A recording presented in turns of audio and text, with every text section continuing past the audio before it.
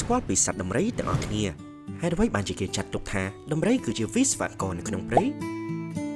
ការដើររបស់សត្វដំរីឆ្លងកាត់ព្រៃត្រួសត្រាយបង្កើតបានជាផ្លូវសម្រាប់ឲ្យសត្វផ្សេងទៀតឆ្លងកាត់មួយវិញទៀតជើងទាំង4របស់សត្វដំរីបានជន់ដីអាចបង្កើតបានជាថ្លុកទឹកតូចៗដែលអាចជាប្រភពទឹកសម្រាប់សត្វផ្សេងទៀត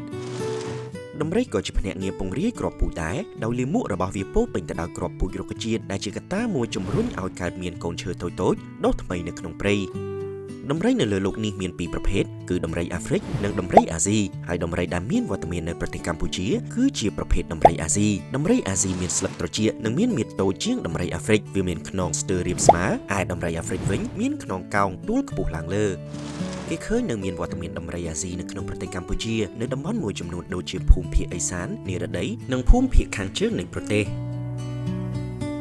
វាមានប្រមាវវែងស្លឹកត្រចៀកមានរាងដូចជាផ្លិតតែស្ដើងដំរីមានក្រចកជើង18គឺនៅខាងមុខនីមួយៗមានក្រចកម្រាមជើង5ហើយក្រចកជើងក្រោយនីមួយៗមានម្រាម4ដំរីញីមានភ្លុកដែរតែវាមិនបញ្ចេញឲ្យឃើញច្បាស់ដូចដំរីឈ្មោលពេញវ័យទេភ្លុកដំរីធំឈ្មោលមួយចំនួនមានប្រវែងរហូតដល់1ម៉ែត្រឯណោះដំរីច្រើនរស់នៅតាមព្រៃល្បោះវាលស្មៅព្រៃឫស្សីតាមដងអូនិងព្រៃស្រោងវាស៊ីសម្បកឈើស្លឹកឈើទំពាំងឫស្សីនិងវល្លិជាដើមវាផឹកទឹករហូតដល់200លីត្រក្នុងមួយថ្ងៃបើសិនជាវារស់នៅកន្លែងដែលសម្បូរទឹកដំរីច្រើនផ្ដល់កំណើតកូនម្ដងបានមួយក្បាលឬក៏ភ្លោះក៏មានដែរហើយចំណាយពេល21ខែដើម្បីពពោះជាពិសេសនោះដំរីមេអាចមានកូនបាន4ឬ5ដងហើយអាចមានកូនរហូតដល់អាយុ50ទៅ70ឆ្នាំដំរីឈ្មោលនៅពេលពេញកំឡោះវាតែងតែចាក់ចេញពីហ្វូងហើយហ្វូងដំរីដែលយើងតែងតែឃើញរស់នៅជុំគ្នានោះគឺភាគច្រើនសុទ្ធសឹងតែជាដំរីញីឬមានដំរីឈ្មោលដែរតែពុំទាន់ពេញវ័យក្នុងចំណោមហ្វូងដំរីនោះមេញីចាស់ជាងគេតែជាអ្នកដឹកនាំហ្វូងវាអាចចំណាំផ្លូវរកអាហារនិងទីតាំងនានាបានច្បាស់លាស់ណាស់ព្រោះដំរីនេះគឺជាសត្វដែលមានការចងចាំល្អបំផុតគេអាចសម្គាល់ដំរីឈ្មោលចុះព្រេងនៅពេលដែលគេឃើញមានសារធាតុរាវម្យ៉ាងហូរចេញពីរន្ធមួយនៅក្នុងចន្លោះត្រចៀកនិងភ្នែកចំនួនសត្វដំរីបានថយចុះដោយសារការបាត់បង់ទីជម្រកការជាប់អន្ទាក់និងការប្រមាញ់ជាដើម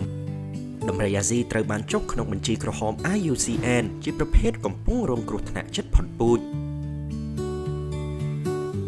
ទីជម្រករបស់សត្វដំរីកាន់តែរួមតូចទៅដែលជាមូលហេតុមួយនាំឲ្យសត្វដំរីទៅស៊ីដំណាំរបស់អ្នកស្រុកដំរីទៅស៊ីដំណាំអ្នកស្រុកបែបនេះវានាំឲ្យកើតជាជម្លោះរវាងសត្វព្រៃនិងមនុស្សបានរកវិធីសាស្ត្រដេញដំរីចេញពីចំការដោយធម្មជាតិដំរីជាសត្វព្រៃវាក៏វាយតបតត្រឡប់មកវិញដើម្បីការពារខ្លួនធ្វើឲ្យមានផលប៉ះពាល់ទាំងដំរីនិងមនុស្សមេត្តាប្រុងប្រយ័ត្នដើម្បីរក្សាសុវត្ថិភាពទាំងអស់គ្នាសូមកុំប៉ះពាល់ដោយផ្ទាល់ជាមួយសត្វព្រៃហើយសូមតាក់ទងទៅមន្ត្រីជំនាញជាពិសេសមេត្តាសន្តិប្រណីដល់សត្វដើម្បីយើងអាចរួមរស់ដោយសុខដុមរមនានឹងធម្មជាតិ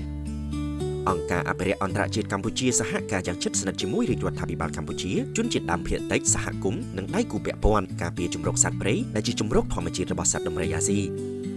យល់ដឹងពីសត្វព្រៃផ្សេងទៀតនៅក្នុងប្រទេសកម្ពុជាតាមរយៈកម្មវិធីរៀនពីសត្វព្រៃជាមួយ CI